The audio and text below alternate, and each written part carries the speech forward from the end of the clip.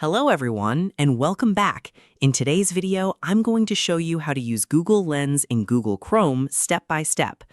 Google Lens allows you to search for images, select text, translate content, and search specific parts of a web page without leaving Chrome. So let's get started. First, open Google Chrome on your computer and go to any website.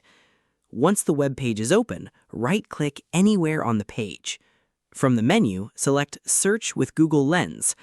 A Google Lens panel will now open on the right side of the screen. You can now select any part of the web page that you want to search. Click and drag your mouse over an image, text, or any other area of the page.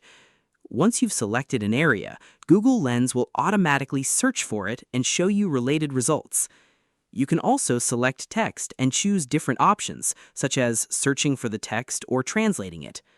If you're using Google Lens for the first time, Chrome may give you the option to pin Google Lens to your toolbar. Click the pin icon to add it to your Chrome toolbar. After that, you can access Google Lens directly by clicking its icon at the top of the browser. Now, let's select some text from the web page. Click the Google Lens icon, then select the text you want to use. Next, click on Translate. Choose the language you want to translate the text into, such as French. Google Lens will instantly translate the selected text for you.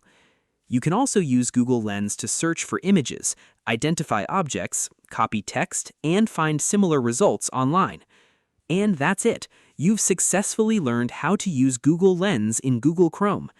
Thanks for watching. If you found this tutorial helpful, don't forget to like, subscribe, and turn on notifications for more Google Chrome tutorials, Google search tips, and productivity guides. See you in the next video.